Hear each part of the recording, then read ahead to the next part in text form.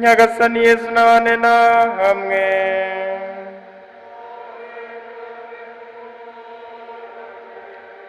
Amagambo yo mu Ivanjiri ntagatifu uko yanditswe na Yohani.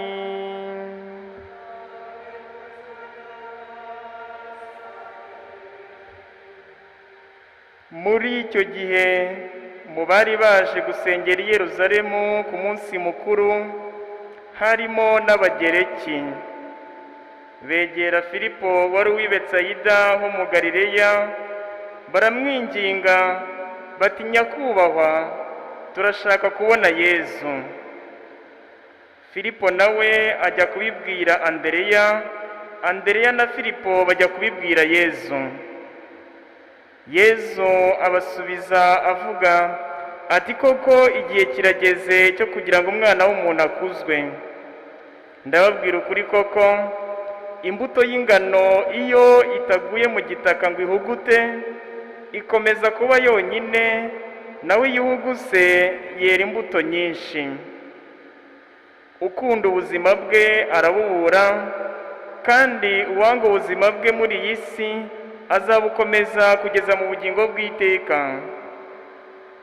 Ushaka kumbera umugaragu nankurikire, maze aho ndi abe ari naho umugaragu wanjye azaba. Byongeye ungaragira abandi nabo bati, ni umumarayika umuvugishije.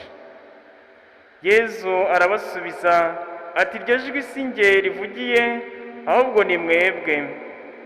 Ubu igihe cyo gucira isi urubanza kirageze, uwo mutware w'iyi si agiye gusukwa hanze. Nanjye nimara kwererezwa hejuru y'isi, nzareshya bose mbiyegereze. Ibyo yabivuze yerekana urupfu yari agiye gupfa. Iyo ni Ivanjiri ntagatifu.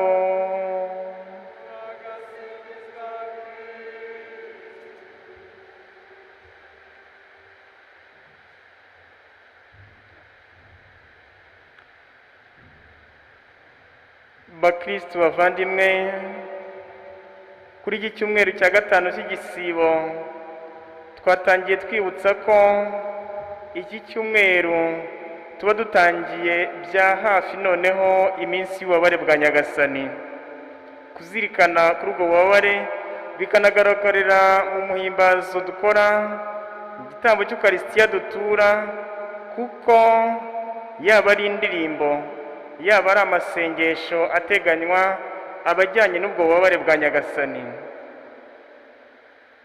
Kuko igihe kiba gishize, noneho dusa nk'aho tuba turi kumwe na Nyagasani Yezu Kristo uri mu butayu, udutegurira kwizihiza neza umunsi mukuru wa Pasika. None igihe tuba tugezemo kikaba ari cya kindi cyo kuzirikana ku buryo bwimbitse ububabare bwe. Twanabivuze ku cyumweru gitaha azaba ari umunsi wa mashami, cya gihe turirimba ubwo bubabare bwa Nyagasani, ariko ububabare bw'udukiza, ububabare turonkeramo umukiro. Ariko kandi bikanategura wa gatanu mutagatifu, aho tuwuzirikana ku buryo bw'umwihariko muri ya minsi nyabutatu ya Pasika. Bavandimwe rero, ku munsi wa none twabyumvise, amasomo matagatifu aratwegereza kuzirikana nyine kuri ubwo bubabare. Kandi Yezu Kristo ubwe arabyumva ko ari ku musozo w'ubutumwa bwe. Ndetse kwa Yohani twazirikanye none, ndavuga Ivanjiri ko yanditswe na Yohani, nyuma y'uyu munsi Yezu ntiyongera kuvuga mu ruhame. Igihe Yezu Kristo yari amaze gutangaza no magambo, asa n'uwihisha kugeza igihe afatirwa, noneho agacirwa urubanza kugeza ku musaraba, yewe akanawupfiraho kandi agahambwa. Nyuma y'uyu mutwe wa 12 w'Ivanjiri ya Yohani tubona Yezu Kristo woza ibirenge, ariko noneho asa naho ari kumwe n'amatsinda matoya cyane. Nyagasani Yezu Kristo rero kuri iki cyumweru, umucyo ukuzirikana kwacu, ukumuzirikana bijyane n'iyi ngingo imwe isa naho ihuza ayo masomo matagatifu ya none, guhera aho umuhanuzi Izayi avuga isezerano rishya, isezerano uhoraho agirana n'umuryango we, isezerano uhoraho agirana natwe, kugeza no kuri Zaburi bikirizaga iryo somo rya mbere ndetse n'iyivanjiri. Aya magambo y'aba baje gushaka Yezu Kristo bavuga ngo turashaka kubona Yezu, aba ariyo ahuza ukuzirikana kwacu. Bakristo bavandimwe, uko kuzirikana kwacu kubona Yezu, ahubwo turibaza ni uwuhe Yezu Kristo turi bubone, kuko Yezu Kristo ubwe ahita yitangira igisubizo ngo uwo mushaka kubona dore uwo ari we, agahita avuga umusaraba, agahita avuga ububabare, akanavuga ko ndetse ameze nk'iyo mbuto y'ingano ijya mu gitaka ikeraho izindi mbuto nyinshi. Bakristo bavandimwe, twanabanza tukibaza tuti ese ubundi byari bimeze gute muri ako kanya aba bagereki bari kubaza ngo turashaka kubona Yezu? Twibuke ko Pasika yari yegereje, abakora ingendo nyobokamana i Yerusalemu bari benshi, nk'uko tujya tubibona ikibeho y'umunsi mukuru wa Somusiyo wegereje, abantu baba bahamaze iminsi begera baturutse impande zose. No kuri uyu munsi mukuru wa Pasika rero wari wegereje, hari abari baturutse impande zose baje muri uwo munsi mukuru, ariko kandi baje no gusura ingoro ya Yerusalemu. Abo ngabo barimo n'abagereki, ari nabo babaza begera Filipo w'i Betsayida bati turashaka kubona Yezu. Begera uwo Filipo kuko yasaga naho ari mu murwa bavuga bashobora kumva icyo kigereki, noneho bakamubaza, kandi nawe icyo akora ni ukujya kubashyikiriza uwo Nyagasani Yezu Kristo. Mbega ikintu kimeze nk'impuruza ibwirwa abakristo bose, ibwiga twebwe twese, abantu batwegera, abantu bagusanga, abantu bakugezeho bavuga ngo ndashaka kuba umukristo, ndashaka kubona Yezu. Icyo dukwiye gukora ni ikihe rero? Ibyo ngibyo birajyana n'imigenzereze y'abigishwa ba Nyagasani Yezu Kristo. Ariko se uwo nguwo nk'uko twabyibazaga, uwo bashaka kubona ni uwuhe? Yezu Kristo wari umaze imyaka 3 yigisha, niwe bashakaga, kuko yari yarakoze ibitangaza, yari yaratubuye imigati, yari yarazuye na Lazaro. Ubundi yari ku yindi mu mwaka wa A, kuri iki cyumweru cya 5 tuzirikana Yezu Kristo uzura Lazaro. Iyo amaze kuzura Lazaro, noneho abayahudi bahita bavuga bati, cyangwa se abakuru b'umuryango baravuga ati umuntu ugeze aho azura bapfuye tugomba kumwica. Umwanzuro urafatwa ko Yezu agomba gupfa,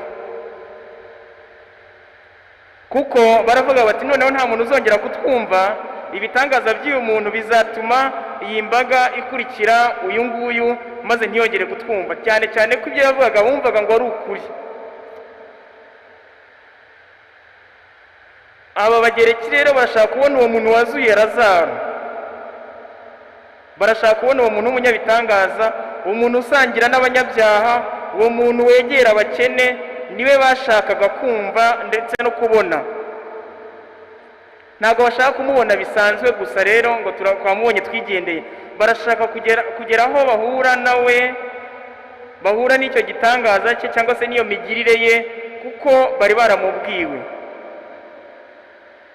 Uwo Yezu Kristo rero bashaka, we aduteza intambwe yo kumva. Twibuke ko abageraga kuri Yezu Kristo bavugaga ngo nta muntu wigeze avuga nk'uyu nguyu, nta muhanuzi wigeze amera nk'uyu nguyu. Ndetse igihe bamwoherejeho ba daso, nagiye kuvuga ngo abaroko defense w'icyo gihe, igihe bamwoherejeho abapolisi bo kumufata, nawe ubwabo baramutangariye baravuga ngo ninde se wigeze amera nk'uri? Bataha batamutwaye. Ubwiza bwe ubwabwo bwakururaga umuntu ndetse bukamusurikira kumwakira no kumwemera, keretse uhamangiye umutima we nk'uko natwe dushobora kubikora, kuko umutima wacu dushobora kuwuhamangira. Ubwo bwiza bwa Nyagasani Yezu Kristo twagakwiye kubona no mu gitambo cy'Ukaristiya ntitububone. Igihe hari uwigeze kuvuga ngo ni ubwa mbere mu mateka y'isi abantu batumwa gufata umuntu, abapolisi batumwa gufata umuntu bagasubira kuba batumye bavuga ngo ntabwo twatinyuka kumufata kubera ngo nta wigeze yigisha avuga nkawe. Nabo ubwabo basa naho bahinduwe n'ijambo rye, bahinduwe n'ubwiza bwe. Kristo Yesu akuzwe. Uwo muntu niwe rero bashaka kubona. Abo banyamahanga uwo muntu bashaka kumugeraho, nk'uko tuvuga ngo turashaka kubona Yesu.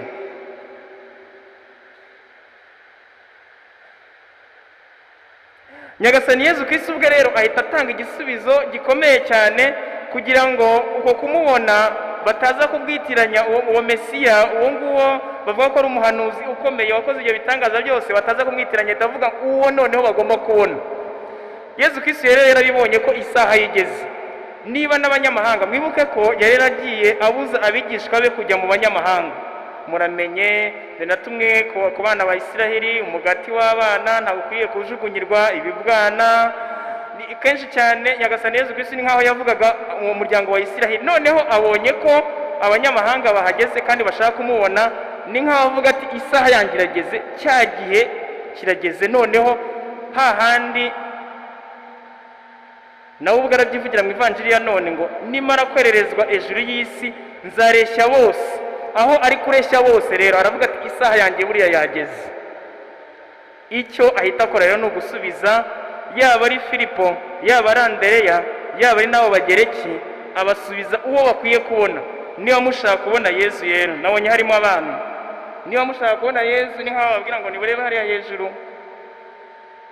nimurebe igiti cy'umusaraba, nta kindi. Nicyo gisubizo Yesu Kristo avuga ngo jyewe rero dore uko mwe ndi wa wundi. Uwo nguwo mutekereza ko ari umuntu w'ibinyabitangaza. Biratangaje kubona ko Yesu Kristo igihe abigishwa bari bamerewe neza, bumva bari gukomerwa amashyi, bumva batari gutotezwa, nibwo Yesu Kristo yavuze ububabare bwe.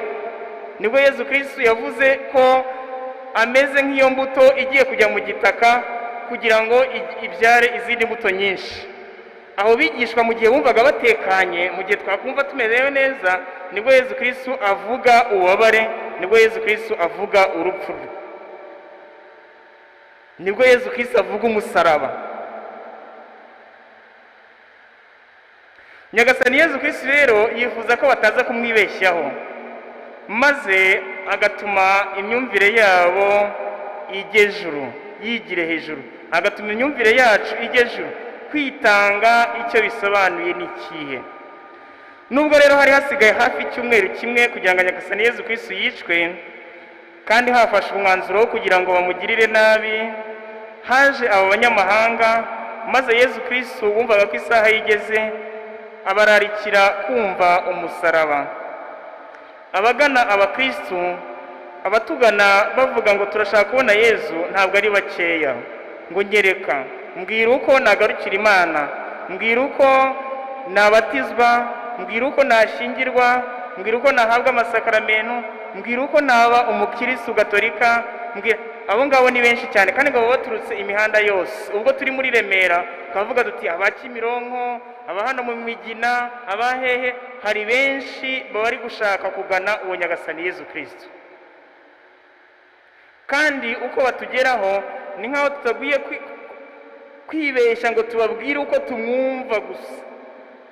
Dukwiye kubashyikiriza uwo Yesu Kristo nyine akababwira uwo ari we nyakuri, kugira ngo tutaza kubabeshya.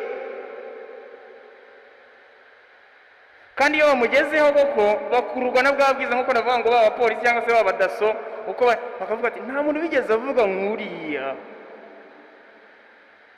Ineza ye, ubwiza bwe ntabwo bushobora kubuza umuntu uwo ari we wese, icyiciro icyo ari cyo cyose, kwakira iyo nkuru nziza. Ni koko no munsi y'umusaraba hari umwe uzavuga ati uyu muntu koko yari umwana w'Imana. Abonye ibibaye, abatugana rero baba benshi, kandi uko tugiye kubayobora Nyagasani Yesu Kristo abiduhayemo urugero kuri iki cyumweru cya gatanu cy'igisibo. igihe abigishwa rero nabo basaga naho batari bumva nyagasani Yezu Kristo uwo ari we, agenda abategura, kandi noneho igihe kirageze kugira ngo babone n'ibyo yagiye babwirana mbere kose.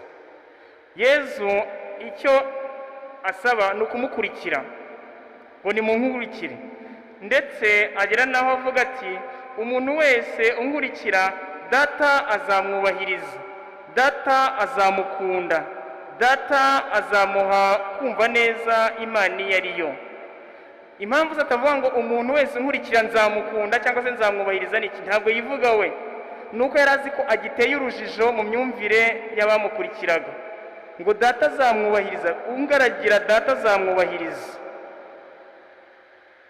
Kuko yari agiteye urujijo, aravuga ati aba bantu bemera uhoraho, bemera Yahve, none rero niwe ndababwira, kuko ubu ngubu mu myumvire yabo niyo yarabasha kumva. Kuko mu kanya gatoya nibabona afashwe bazavuga bati ubu se uyu muntu twakurikiye ni mwihangane kuvuga iryo jambo ahangaha kuri ni nk'aho bavuga ni umutekamutwe se. Abigishwa be b'Emawusi bavuga ngo twebweho twari twizeye ko ari we uzarokora Isirayeli, none ngo umunsi wayo wa gatatu apfuye. Abigishwa be b'Emawusi nuko bavuga bati wa muntu twakurikiye twari twizeye ko. Yezu Kristo yari ibyo byarabizi ko akibateye urujijo mu myumvire yabo, aravuga ati data azamwubahiriza, uhoraho azawubahiriza. Ikuzo rye koko ntabwo aryiha, ndetse abashaka buri gihe guhesha ikuzo Imana data. Nyagasani Yezu Kristo adusabye guheka umusaraba kugira ngo tumukurikire. Nyagasani Yezu Kristo uwo nguwo udusabye guheka umusaraba niwe mbere gato yo kuwuheka ugira ubwoba, agatabaza ati iyi nkongoro wayicishije kure yanjye. Mu Ivanjiri ya noneho, kuko kwa Yohani ntabwo yirwa avuga ibyo mu murima wa Getsemane, bya Getsemane, mu murima w'imizeti, we aba yabisoreje muri aya magambo ngo ni koko iyi saha ubishatse wayinkiza. Uwo muntu tubwira ngo nimuheke imisaraba yanyu, imbere y'uwo musaraba nawe ubwe nk'umuntu arahagera akavuga ati iyi saha wayicishije kure. Ni ukuvuga ngo ntabwo byoroshye kwihanganira uwo twashakanye, kwihanganira urubyaro rwanjye cyane cyane iyo warumbije, kwihanganira ababyeyi banjye, kwihanganira umukoresha wanjye. Gushaka kwawe nigukorwe, icyo wifuza, icyo ushaka nigikorwe hano munsi muri njyewe, mu rugo rwacu, aho ntuye, aho nkora, aho niga. Ugushaka kwawe nigukorwe. Icyo gihe twishyize mu gushaka kw'Imana rero, tubona ko umugambi wayo noneho iwuyisohoreza y'ubwayo, kuko umugambi wayo ntushobora gutsindwa uko byagenda kose. Niyo twagenda wa mugani wa mugabo uvuga ngo ibijyanye n'Ivanjiri ugerageza gufunga nk'amazi y'urugomero, ukagomera, ariko ngo uko ugomera niko ayo mazi yegeranya na cya kindi washyize niyo wubakishije beto imeze iti, agahita gisenya uko byagenda kose kugira ngo akomeze inzira yayo. Ivanjiri ntushobora kuyihagarika. Iyo nkuru nziza kuko ishingiye kuri urwo rukundo, kuri urwo kwitanga, ntushobora kuyihagarika. Nyagasani Yezu Kristo rero aranavuga ati ihesha ikuzo. Mu by'ukuri iryo kuzo avuga ni irihe? Ni ukumanikwa nyine. Uvuga ngo nimwe mushaka kurangamira Yezu, mushaka kubona Yezu, nimurangamire umusaraba. Ikuzo ahabwa ni uko amanitswe aho ngaho, yererejwe hejuru aho ngaho. Ni nk'aho avuga ati njyana ku musaraba bigira inzira. Uruhanga rwe rero noneho akarukomeza nk'ibuye, maze akagana uwo musaraba kugira ngo aducungure nyakuri. Iyo mbuto rero itaguye mu gitaka ngo ntabwo yatanga izindi mbuto. Iyo utahuguse, Yezu Kristo arabizi ko agiye kujya mu gitaka, agiye kujya mu mva, agiye kumanuka akagera muri ubwo butaka, akahamara iminsi 3. Iyo mbuto rero igiye kumanuka igiye mu gitaka ihugute nyuma y'iminsi 3. Abayisiraheli bavuga bati nyuma y'iminsi 3 umuntu uko baba kane kuvuga noneho iryo jambo riremereye. Iyo mbuto igiye guhuguta niyo izabyara izindi mbuto nyinshi. Yezu Kristo rero muri icyo gihe yarebaga uwo mutsindo uko uzagenda, yarebaga abantu bose bazaba buzuye muri kiliziya ku cyumweru cya 5 cy'igisibo mu kiliziya ya Regina Pacis. Yaraturebaga, yaratubonaga, akavuga aba bantu bazashibuka kuri iyi mbuto igiye kujya muri iki gitaka. yarebaga za miliyari z'abazemera iyo nkuru nziza, akavuga izo ni imbuto zizashibuka, kandi naho ngaho zashibutse nyine abakurikiye Yezu Kristo muri urwo rupfu rwe, ibyo ibyo Yezu Kristo yarabibonaga, avuga iyo mbuto rero igiye kujya mu gitaka maze izere izindi mbuto nyinshi. Twashibutse rero kuri iyo mbuto yagiye mu gitaka. Nyagasani Yezu Kristo twemere ko nk'uko yatubonaga muri icyo gihe duhinduka abo bantu koko bari kuri iyo mbuto, kugira ngo tutazera izindi mbuto zitari izo we ubwe ashaka. Bakristo bavandimwe rero, mu gusoza tuzirikane ko Nyagasani Yezu Kristo ateza imbuto gusa igihe yari agiye mu mva, na mbere yaho iyo yigishaga abantu bagarukiraga Imana, bemeraga ivanjiri, bemeraga inkuru nziza. Nawe rero mu rugo rwawe cyangwa se n'ahandi hose wakwera imbuto na mbere y'uko upfa, na mbere y'uko ujya muri ubwo butaka, muri icyo gitaka wakwera imbuto.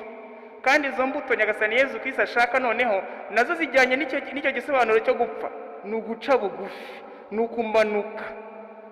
Bakunze gufata igisobanuro, ikigereranyo cy'ifumbire, urubuto cyangwa se ururabo ruri mu rugo kugira ngo rutohagire, nta kabuza izi ndabo kugira ngo zitohagire mwo hasi buriya harimo ifumbire, kandi iyo fumbire ishatse kuba ari ijya hejuru izuba rikayikubita ntabwo biratanga gutohagira nyine. Uko kumanuka umukristo agomba kubizirikana ko asa naho ameze nk'iyo fumbire. Uko kumanuka bisa naho ari ukujya mu mva. Niyo twaba tutarapfa nibwo twera imbuto. Ntushobora kwera imbuto utaciye muri uwo mugenzo, ntibibaho. Ndetse hari wigeze kuvuga ati abantu bashobora kugirira isi akamaro bonyine gusa, iyo gusa intera ubwoba. Abantu bashobora kugirira akamaro isi gusa ni ba bandi bazi ko bashobora guhara ubuzima bwabo bakabushyira en danger kugira ngo bamenye guhereza icyo ari cyo no kwitanga icyo ari cyo. Nta wundi muntu ushobora kugirira isi akamaro cyangwa urugo atameze atyo. Niyo yaba agaragara, niyo yaba ari kuri za televiziyo, mu binyamakuru cyangwa hehe, adafite uwo mugenzo ntashobora kugirira isi akamaro. Umubyeyi utazi kumera gutyo nk'iyo fumbire cyangwa se ko kwitanga ntashobora kugira urugo rwe akamaro. Umuyobozi icyo ari aho ariho hose, muri korari, mu muryango remezo, niba uwo mugenzo tutawufashe ntidushobora kuwugirira akamaro. Ni ukuvuga ngo gusa abantu bagira isi akamaro gusa ni abameze batyo, bashobora gushyira ubuzima bwabo mu kaga kugira ngo babuhare nk'uko Yezu Kristo abivuga, maze bumve uguhereza icyo ari cyo, bumve ugukurikira Nyagasani Yezu Kristo icyo ari cyo. Bavandimwe rero, aya magambo yahumurije abakristo bariho batotezwa mu ntangiriro za Kiliziya. Ndetse uwitwa Tertuliyani aravuga ati amaraso y'abamaritiri nizo mbuto z'abakristo. Twemere rero uwo mugenzo gukurikira Nyagasani Yezu Kristo, harimo n'uwo mugenzo wo guca bugufi, wo kumera nk'iyo fumbire, icyo kigereranyo kidashobora kwibagirana mu mitwe yacu, kugira ngo tubashe gutanga imbuto, tubashe kuba b'abakristo nyakuri Nyagasani Yezu Kristo ashaka. No muri iki gihe cyacu, no muri ibi bihe turimo, tugiye ndetse no gusangira Ukaristiya ntagatifu ikoze mu mbuto z'ingano Nyagasani Yezu Kristo yavugaga. Iyo mbuto y'ingano itwumvishe uko Yezu Kristo uca bugufi agataha mu mitima yacu ashaka ko tumera natwe ubwacu, maze kuri wa musaraba aba ariho tuzirikana ko Imana iduhurije muri Ukaristiya ntagatifu ishaka ko tubona Yezu Kristo, ishaka ko duhura nawe, kubona na noneho ntitumubone gusa ahubwo tubonane nawe, kubona na tubonane na Nyagasani Yezu Kristo wadutumiye muri Ukaristiya ntagatifu. Nyagasani Yezu nabane namwe.